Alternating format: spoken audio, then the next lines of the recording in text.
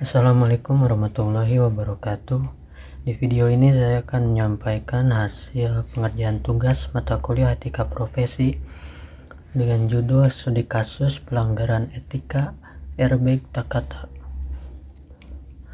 Sebelumnya perkenalkan, nama saya Adnan Mustafa Alamin dengan NIM 22111010006 dari S1 Teknik Telekomunikasi 10A. Untuk latar belakangnya, Takata adalah perusahaan dari Jepang yang bergerak di bidang sistem keamanan untuk otomotif. Sebagian besar perusahaan otomotif Jepang menggunakan Takata untuk menyediakan barang-barang komplement untuk mobil. Namun, sejak tahun 2000 sampai 2014, terdapat laporan korban cedera bahkan kematian yang diakibatkan oleh kerusakan airbag Takata. Akibatnya, banyak perusahaan otomotif melakukan recall untuk menyelesaikan masalah ini. Ada 4 rumusan masalah. Yang pertama, apa yang menyebabkan kerusakan pada airbag Takata.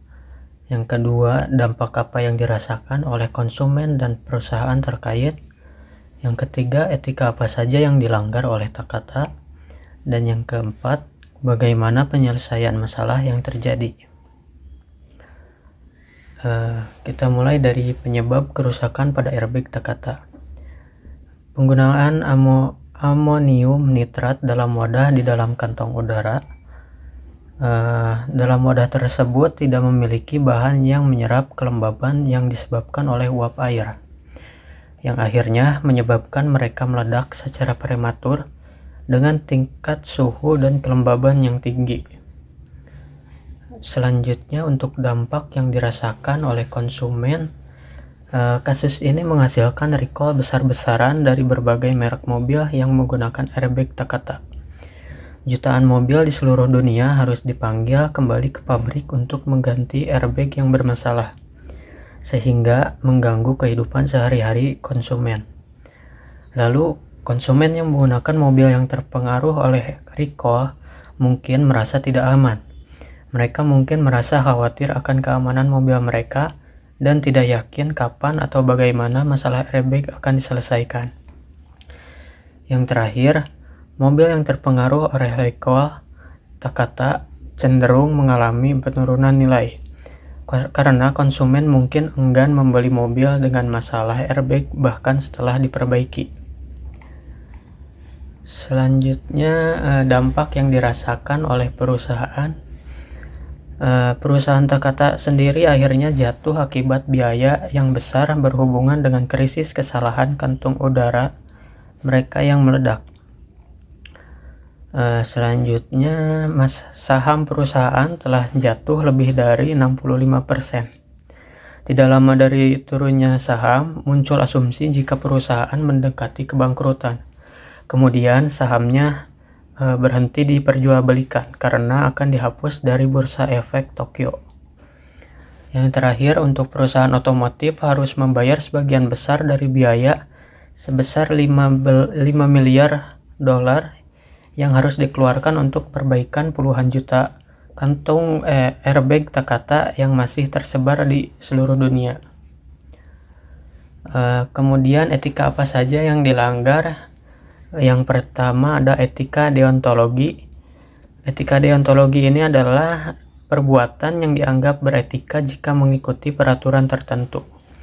Melakukan kewajiban berarti sudah melakukan perbuatan beretika. Namun, Takata menyembunyikan tanda-tanda adanya kecacatan dalam produknya. Bahkan, mereka memanipulasi data yang akan dilaporkan. Kemudian, etika yang dilanggar yang kedua adalah etika utilitarianisme. Etika ini adalah perbuatan yang memaksimalkan kegunaan atau utilitas. Etika ini dapat didefinisikan dengan memaksimalkan kebahagiaan dan mengurangi penderitaan. Tetapi justru Takata membiarkan produknya yang cacat dijual dan di kehidupan masyarakat, dan akhirnya menyebabkan banyak kecelakaan. Selanjutnya, penyelesaian masalah. Dari perusahaan Takata, Takata setuju membayar uang penalti dan uang kompensasi. Lalu Meskipun Takata sudah mengumumkan kebangkrutannya, Takata tetap akan melakukan perbaikan airbag-nya. Dan korban kecelakaan juga akan diberikan kompensasi. Lalu untuk perusahaan otomotif setuju membayar 533 juta dolar.